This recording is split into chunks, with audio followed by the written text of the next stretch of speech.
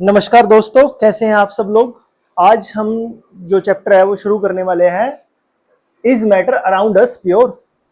ये हमारा 9th class का चैप्टर है। ठीक है, इसके अंदर हम पढ़ेंगे प्योर और इम्प्योर सब्सटेंस के बारे में। ठीक है, प्योर के बारे में सिर्फ हम थोड़ा सा ही डिस्कशन करेंगे। जो हमारा पूरा का पूरा चैप्टर होगा वो होगा इम्प्योर सब्सटेंसेस के बारे में। ठीक है, तो इम्प्योर सब्सटेंसेस हमारे कैसे कैसे होते हैं, ठीक है, हम उनमें कैसे कैसे क्लासिफाई कर सकते हैं, सॉल्यूशन क्या होते हैं, सस्पेंशन क्या होते हैं, क्लाइड्स क्या होते हैं, उन सब चीजों के बारे में पढ़ाएंगे। ठीक है, तो देर ना करते हुए अपना चैप्टर हम शुरू करते हैं। चैप्टर का नाम क्या है? Is matter around us pure. ठीक है, तो इसका मतलब क्या है? इसके नाम से ही पता चल रहा है कि हमें किसके बारे में पढ़ना है? मैटर के बारे में। ठीक है, मैटर, मैटर मतलब मैटर। ठीक है, मैटर ये जो होता है ये हमारे पास दो तरह का होता है। ठीक है, एक कौन सा? प्योर। ठीक है, और दूसरा मैटर कौन सा हो गया? इम्प्योर। ठीक है, एक प्योर और दूसरा इम्प्योर। अच्छा, जो प्योर मैटर होता है इसका मतलब क्या है? इसका मतलब है कि इसके अंदर किसी भी तरह की इम्प्योरिटीज नहीं होती। ठीक है, प्योर मेटल का मतलब है इसके अंदर किसी भी तरह की इम्प्योरिटीज नहीं होती, मतलब नो इम्प्योरिटीज। ठीक है, इम्प्योरिटीज, इसके अंदर किसी भी तरह की इम्प्योरिटीज नहीं होती। इसका मतलब क्या है कि जो ये मेटल होता है, सॉरी, जो ये मैटर होता है, प्योर मैटर, ये किस तरह का होता है? बिल्कुल प्योर। जैसे हमारे पास क्या होता है? सोना। सोना हमारे पास किस कैरेट का होता है? 24 कैरेट का। लाइक एग्जाम्पल क्या है? 24 कैरेट गोल्ड।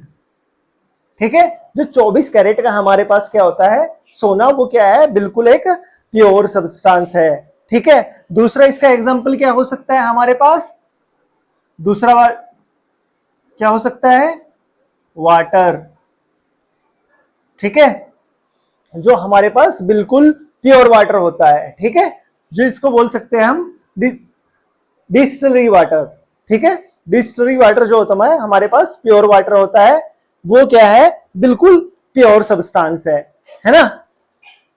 तो जो प्योर सब्सटेंस वो होते हैं जिनके अंदर किसी भी तरह की इंप्योरिटीज नहीं होती, जो मतलब एक ही एटम से मिलके बने होते हैं। ठीक है, इसका मतलब ये क्या बोल सकते हैं इसको? जो बिल्कुल जिसके सारे का जो पूरा का पूरा जो सब्सटेंस है एक ही तरह के एटम से मिलके बना है, उसको क्या बोलेंगे हम?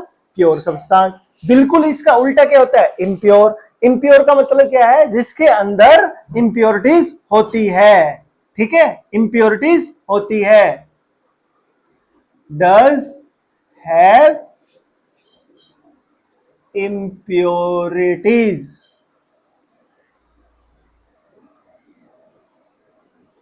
ठीक है, इनके अंदर क्या होती है? इंप्योरिटीज होती है। इंप्योरिटीज होती है, इसका मतलब क्या है कि ये जितने भी सब्सटेंस होते हैं वो सारे के सारे इंप्योर हो सकते हैं। ठीक है, इसका एग्जांपल क्या हो सकता है? इसका एग्जांपल एग्जांपल क्या हो सकता है? 22 कैरेट का गोल्ड। ठीक है, देखो 24 कैरेट का गोल्ड होता है बिल्कुल प्योर गोल्ड, बहुत ही प्योर गोल्ड। और 22 कैरेट का गोल्ड कौन सा होता है? जो हम गोल्ड पहनते हैं, जो हमारी रिंग होती है, हमारे गले में हम चेन वगैरह डालते हैं, जो हमारे घर पे जितने भी ऑर्नामेंट्स होते हैं सारे के सारे कितने कैरेट के होते हैं? ज्यादातर 22 कैरेट के ही होते हैं। 24 कैरेट के हमें सुनार बना के नहीं देता। क्यों? क्योंकि 24 कैरेट का जो गोल्ड होता है वो इतना प्योर होता है कि वो बड़ा ही आसानी से टूट सकता है। ठीक है, उसके अंदर क्या करते हैं जो सुनार होते हैं 22 कैरेट के गोल्ड के अंदर, हमें क्या है? सिल्वर वगैरह ऐड कर देते हैं, जिसकी वजह से उसकी जो मजबूती है गोल्ड की वो ज्यादा हो जाती है। ठीक है, तो 22 कैरेट का गोल्ड क्या है? एक इम्प्योर सब्सटेंस है। ठीक है, हमारे पास जो हमारा नल में पानी आता है, टैप वाटर, ठीक है, टैप वाटर, ये क्या है? ये भी एक इम्प्योर सब्सटेंस है। ठीक है, हमारी एयर, एयर के अंदर क्या है? ऑक्सीजन भी है, नाइट्रोजन भी है, कार्बन डाइऑक्साइड भी है, बहुत तरह तरह की गैसें हैं। ठीक है, तो एयर भी क्या है? एक इम्प्योर सब्सटेंस है। ठीक है, समझ में आ गया प्योर और इम्प्योर होते क्या है? ठीक है, अब देखिए क्या है कि जो हमारे इम्प्योर सब्सटेंसेस होते हैं ये कितने तरह के होते हैं, ठीक है। ये हमारे पास मेनली इम्प्योर जो सब्सटेंसेस होते हैं वो कितने तरह के होते, सॉरी, जो प्योर सब्सटेंसेस है ये मेनली हमारे पास कितने तरह के होते हैं, ये दो तरह के होते हैं। ये कौन कौन से, एलिमेंट एंड कंपाउंड, ठीक है। एलिमेंट और कंपाउंड ये कितने तरह के होते हैं हमारे पास, दो तरह के, एक एलिमेंट दूसरा कंपाउंड। एलिमेंट क्या होते हैं, एलिमेंट वो होते हैं जो एक ही एटम से मिलके बने हों, ठीक है। ये कौन से होते हैं, वन टाइप ऑफ एटम, ठीक है, वन टाइप ऑफ एटम, ठीक है। ये कौन से होते हैं हमारे पास, एलिमेंट, ठीक है। जैसे कि एग्जाम्पल हमारे पास सोडियम, मैग्नीशियम, ठीक है, जिंक, हाइड्रोजन, हीलियम, ये सारे के सारे क्या है, एक ही तो सब्सटेंस, एक ही तो एटम से मिलके बने हैं, ठीक है। तो हीलियम के अंदर सारे के सारे एटम किस तरह के होंगे, हीलियम के एटम होंगे। हाइड्रोजन के अंदर जितने भी एटम होंगे वो किसके होंगे, हाइड्रोजन के होंगे। सोडियम के अंदर जितने भी एटम होंगे वो किसके होंगे, सोडियम के होंगे, ठीक है। जो कंपाउंड होते हैं ये क्या होते हैं, ये दो या दो से ज्यादा टाइप के एटम से मिलके बनते हैं, ठीक है। ये क्या होता है, टू और मोर टाइप्स ऑफ एटम, ठीक है। ये क्या होते हैं, टू और मोर टाइप्स ऑफ एटम से मिलके बने होते हैं। इनके एग्जांपल जैसे कि क्या हो सकता है, NaCl, ठीक है, NaCl, NaCl सोडियम और क्लोरीन, ये दो तरह के एटम से मिलके बना है, ठीक है। HCl, ठीक है, H और Cl मतलब हाइड्रोजन और क्लोरीन दो तरह के एटम से मिलके बना है। H2SO4, ठीक है, ये मतलब सल्फर और हाइड्रोजन के दो आइटमों से मिलके बना है ना, ठीक है।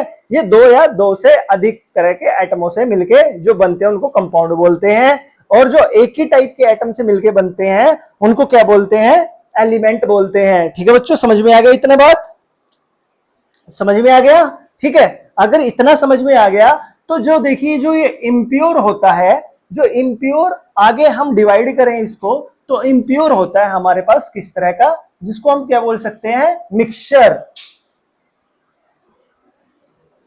ठीक है। इसको क्या बोल सकते हैं, मिक्सचर। जो मिक्सचर होता है ये क्या होता है, टू और मोर जो मैटर होते हैं उनसे मिलके बना होता है, ठीक है। जो दो और दो से अधिक तरह के मैटर से मिलके बना हो उसको क्या बोलेंगे, मिक्सचर। देखिए मिक्सचर क्या होता है, नाम से ही पता चल रहा है। और दूसरा क्या है, ये क्या है, एक इम्प्योर सब्सटेंस का ही एक क्या है, एक ही रूप है, ठीक है। तो मिक्सचर का मतलब है जैसे कि दो तीन चीजें क्या हो गई, मिक्स हो गई, ठीक है। दो या तीन चीजें क्या हो गई हैं, मिक्स हो गई हैं, इसको क्या बोलेंगे, मिक्सचर बोलेंगे, ठीक है।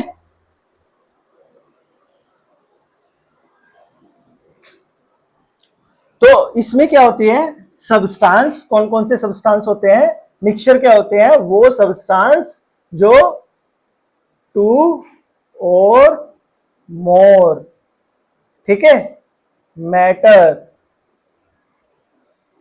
ठीक है, टू और मैटर से मिलके क्या बने हो, ठीक है, उसको क्या बोलेंगे, मिक्सचर बोलेंगे, ठीक है। मिक्सचर किसको बोलेंगे, जो दो और दो से ज्यादा तरह के मैटर से मिलके बना हो,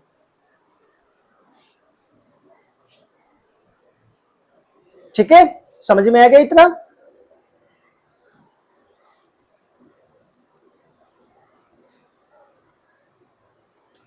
अगर आप लोगों को अगर इतना समझ में आ गया तो इससे बाद हम करेंगे टाइप ऑफ मिक्सचर, है ना। तो देखिए क्या है, मैंने अभी क्या बोला, जो मिक्सचर होता है ये दो और दो से ज्यादा तरह के मैटर से मिलके बना होता है। ठीक है, इसको हम कैसे सेपरेट कर सकते हैं? फिजिकली हम इसको सेपरेट कर सकते हैं। Chemical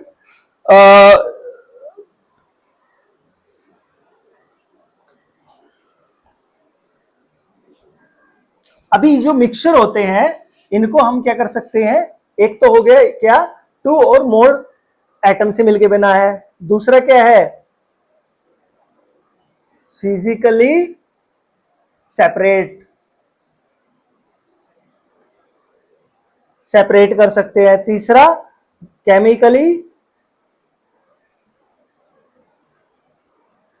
chemically does not change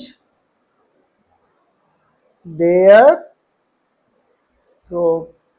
properties. ठीक है, जिनकी जो प्रॉपर्टीज है केमिकली चेंज नहीं होती है। ठीक है, ये क्या होते हैं? मिक्सचर। अब देखिए क्या है, जो मिक्सचर क्या होते हैं हमारे पास? दो तरह के मिक्सचर होते हैं। एक होता है हमारे पास होमोजीनियस मिक्सचर। ठीक है, एक होता है होमोजीनियस मिक्सचर। ठीक है, हमारे पास दूसरा कौन सा होता है? हेट्रोजीनियस।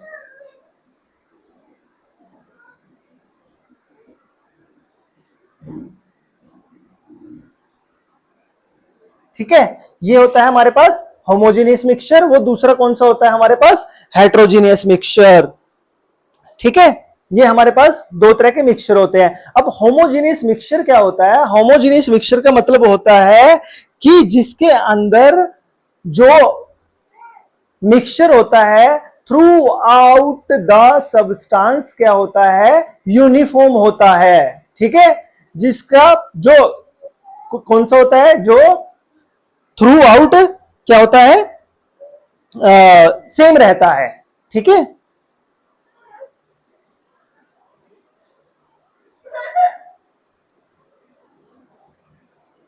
ठीक है। और हेट्रोजीनियस मिक्सचर क्या होता है? ये यूनिफॉर्मली क्या होता है? चेंज होता रहता है। ठीक है, या फिर हम इसको किस तरह से बोल सकते हैं? इसके अंदर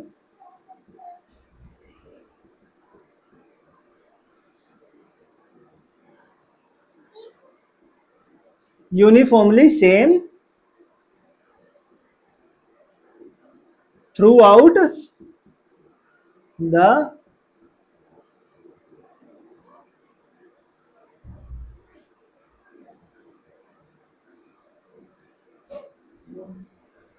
ठीक है, uniformly same through out the substance. ठीक है, दूसरा क्या होता है?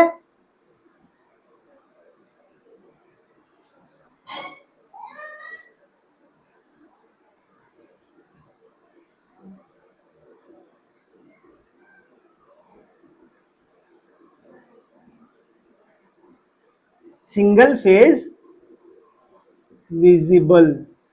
ठीक है, दूसरा क्या होता है? जो सिंगल फेज में ही होता है हमारे पास। ठीक है, सिंगल फेज का मतलब क्या होता है? अब मैं इसको एग्जांपल के साथ बताऊंगा तो आप लोगों को ज्यादा अच्छे से समझ में आएगा।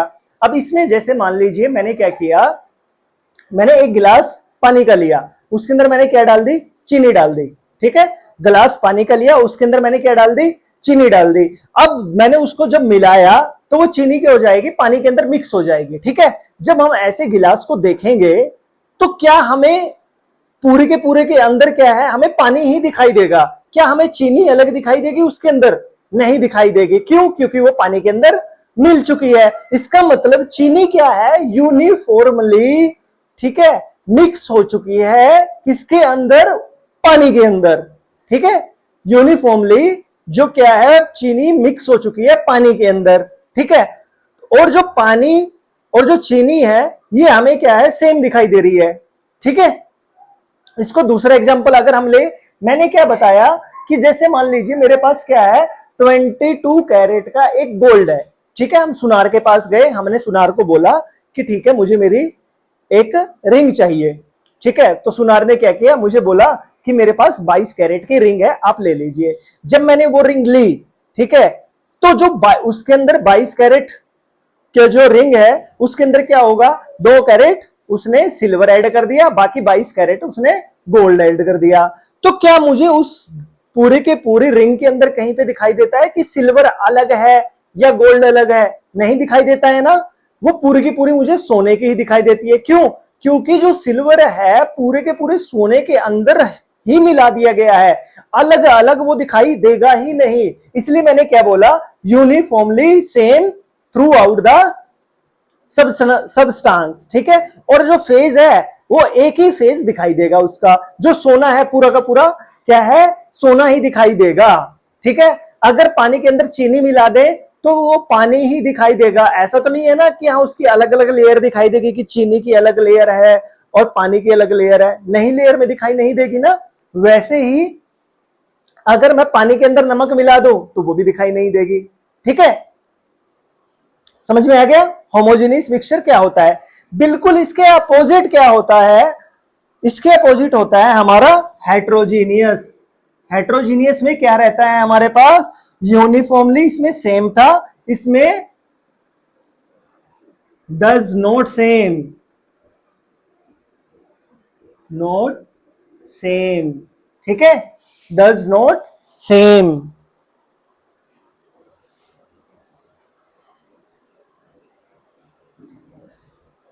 ठीक है,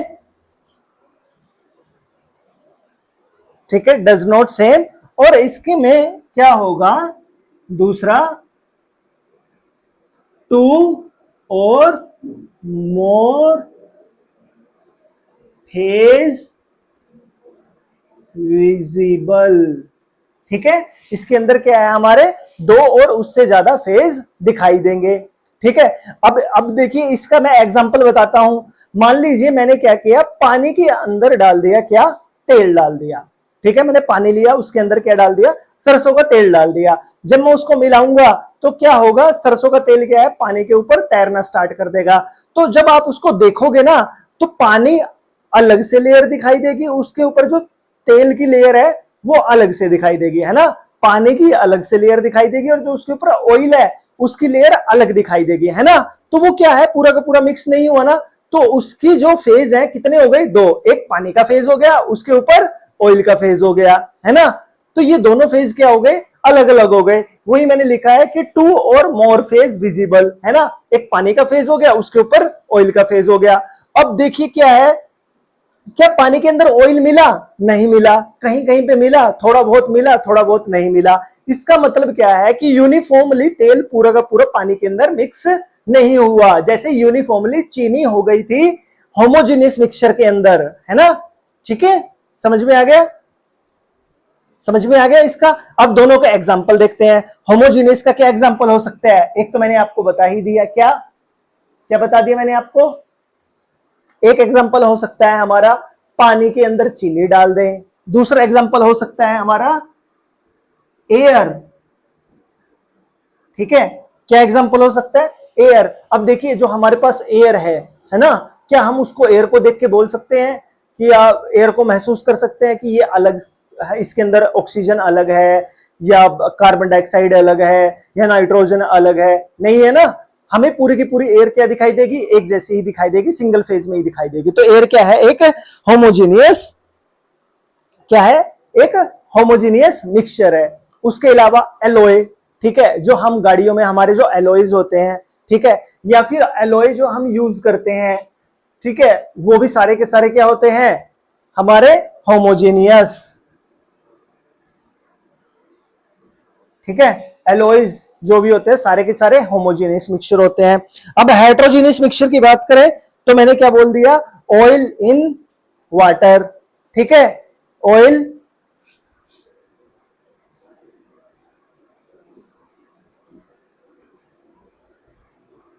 ठीक है, और दूसरा क्या बोल सकते हैं, सॉल्ट इन, अगर हम ऑयल के अंदर सॉल्ट मिलाएंगे तो वो भी उसके अंदर मिक्स नहीं होगा। सॉल्ट क्या है, नीचे बैठ जाएगा और ऑयल ऊपर तैरने लगेगा। ठीक है, तो उसके अंदर भी हमें अलग अलग लेयर दिखाई देंगी। ठीक है, अब उसके अलावा हम क्या और देख सकते हैं एग्जांपल। मान लीजिए हमने क्या लिया, हमने रेत ले लिया, ठीक है, रेत को पानी के अंदर डालेंगे, घुमाएंगे और उसको रख देंगे, तो क्या होगा, रेत नीचे बैठ जाएगा और पानी ऊपर तैरने लगेगा, तो उसकी हमारे पास क्या हो जाएंगी, दो लेयर इकट्ठा हो जाएंगी, ठीक है। तो वो सब के सब क्या होंगे, हमारे पास हेट्रोजीनियस मिक्सचर कहलाएंगे, ठीक है। इतना समझ में आ गया। जो होमोजेनियस मिक्सचर होते हैं वो सिंगल फेज में होते हैं, और जो हेट्रोजीनियस मिक्सचर होते हैं वो दो या दो से ज्यादा फेज में होते हैं, ठीक है। समझ में आ गया। अगर इतना समझ में आ गया तो अभी जो हमारे पास इससे अगला जो टॉपिक है बड़ा ही इंपॉर्टेंट टॉपिक है। अभी तो क्वेश्चन आ ही सकते हैं पेपर में, बोर्ड में भी आ सकता है, उसके अलावा बोर्ड के अलावा जब भी आप कभी कॉम्पिटेटिव एग्जाम दोगे ना, जब 10th क्लास के बाद जब भी दोगे, ठीक है, तो उसमें भी बहुत आने के क्वेश्चन की संभावना रहती है इसकी। ये रहता है टिंडल इफेक्ट, ठीक है, या फिर scattering of light,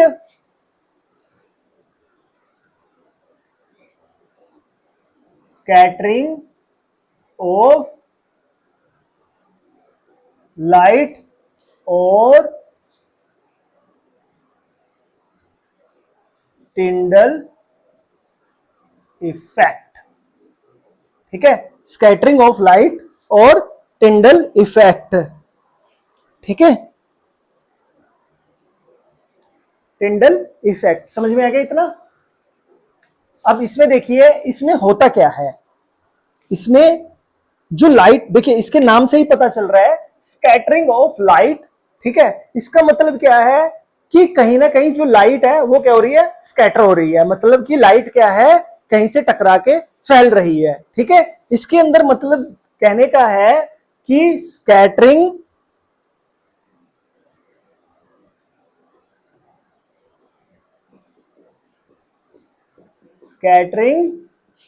of light around a particle, scattering of light around a particle, ठीक है, अराउंड अ पार्टिकल, ठीक है। अब मान लीजिए मेरे पास क्या है, मैंने अभी देखिए, जो मान लीजिए कहीं से भी एक लाइट आ रही है, ठीक है, एक लाइट आ रही है और वो मेरे पास एक टॉर्च है, मैंने क्या किया, टॉर्च को दीवार पे मारा, ठीक है, तो हमें दीवार बहुत दिखाई देने लगी, लेकिन टॉर्च और दीवार के बीच में क्या हमें वो लाइट दिखाई देगी जाती हुई, नहीं दिखाई देगी, ठीक है। मेरे पास एक लेजर लाइट है, मैंने लेजर लाइट को क्या किया, पिन किया, ठीक है, कहीं पे भी दीवार पे, जहां पे दीवार है सिर्फ मुझे लेजर जो है उसकी, वहां पे उसकी टिप दिखाई देगी, ठीक है। अब देखिए क्या है, अगर मान लीजिए वो हमें बीच में दिखाई क्यों नहीं देते, क्यों, क्योंकि उसके बीच में जितने भी पार्टिकल है, ठीक है, उनका साइज बहुत कम है, ठीक है, उनका साइज क्या है, बहुत कम है, इस वजह से क्या है, वो स्कैटर नहीं हो पाती, ठीक है। अब मान लीजिए मैं क्या करता हूं, आप एक काम कीजिएगा, एक धूल वाला कमरा देखिएगा, ठीक है, जब उसमें धूल चल रही होगी, तब जब आप टॉर्च जलाओगे तो टॉर्च की लाइट आपको दिखाई देगी, क्यों दिखाई देगी, क्योंकि जब टॉर्च है उन धूल के कणों पे लगेगी तो वहां से उस कण जो होता है, जो धूल का पार्टिकल जो होता है, उससे टकरा के लाइट स्कैटर हो जाएगी, है ना, फैल जाएगी वहां से टकरा के।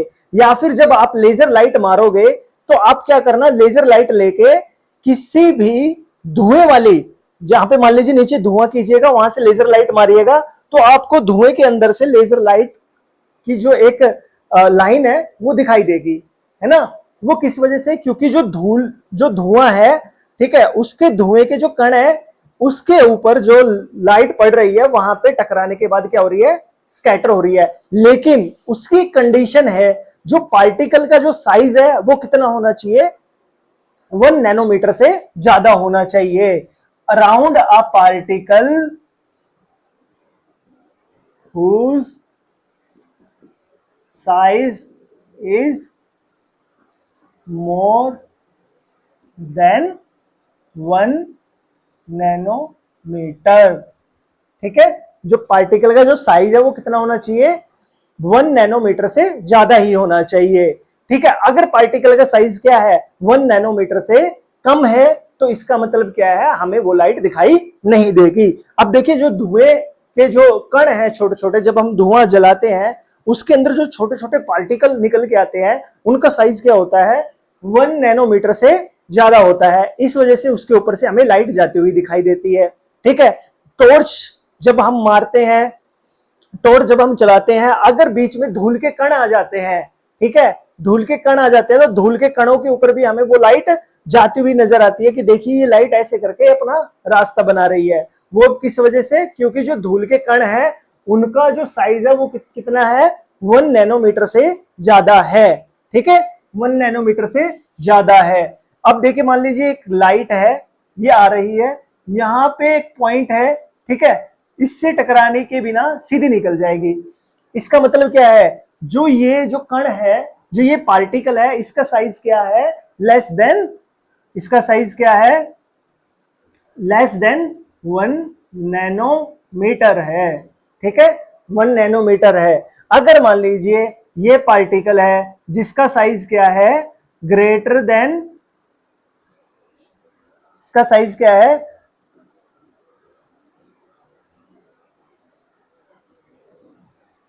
इसका साइज क्या है, ग्रेटर देन 1 नैनोमीटर है। तो यहां पे जैसे ही लाइट आएगी ये क्या हो जाएगी, यहां से टकराने के बाद फैल जाएगी, स्कैटर हो जाएगी, है ना, स्कैटर हो जाएगी। तो इसका मतलब क्या है, यहां पे हमें लाइट दिखाई देगी। ठीक है, इस जो ये पॉइंट है यहां पे हमें क्या है, लाइट दिखाई देगी। ठीक है, और 1 नैनोमीटर कितना होता है, अगर इसको मैं मीटर में कन्वर्ट करता हूं तो ये होता है 1 nanometre is equal to 10⁻⁹ metre. ठीक है, समझ में आ गया इतना।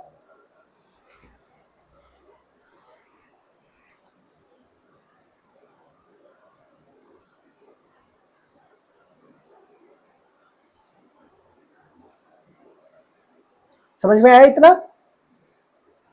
और जो ये हमें जो पार्टिकल दिखाई दे रहे हैं, ठीक है, ये किस वजह से दिखाई दे रहे हैं, क्योंकि इनका साइज क्या है, 1 नैनोमीटर से ज्यादा है। जब ये हमें पार्टिकल दिखाई देगा, इसी को क्या बोलते हैं, टिंडल इफेक्ट बोलते हैं। ठीक है, इसी को क्या बोलेंगे, टिंडल इफेक्ट बोलेंगे। ठीक है, तो टिंडल इफेक्ट हमारे पास क्या हो गया,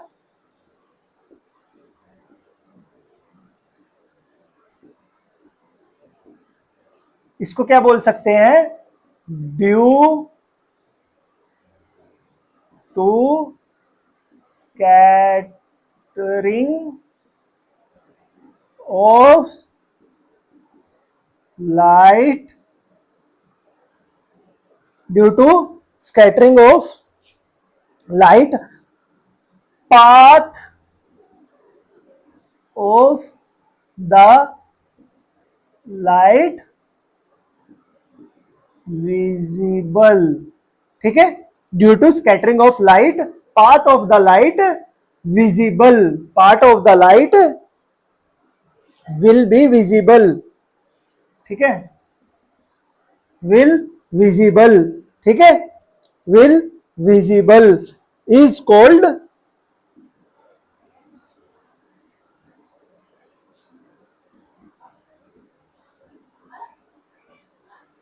इज कॉल्ड टिंडल इफेक्ट। ठीक है, इज कॉल्ड टिंडल इफेक्ट। समझ में आ गया ये टिंडल इफेक्ट क्या होता है, स्कैटरिंग ऑफ लाइट क्या होती है। ठीक है, लेकिन इस चीज का बड़ा ही अच्छे से ध्यान रखना है, ये टिंडल इफेक्ट कब शो होगा, कब शो होगा, जब जो पार्टिकल है, जो वो कण है, धूल का कण है, धूप का कण है, ठीक है, धुएं का कण है, जब उसका साइज क्या होता है, 1 नैनोमीटर से ज्यादा होता है, तभी हमें टिंडल इफेक्ट शो होगा। क्यों, क्योंकि जो लाइट का जो रास्ता है, ठीक है, लेजर लाइट की जो वो लाइन है, जो रास्ता है, या फिर टॉर्च का जो रास्ता हमें तब भी दिखाई देगा जब हमारे पास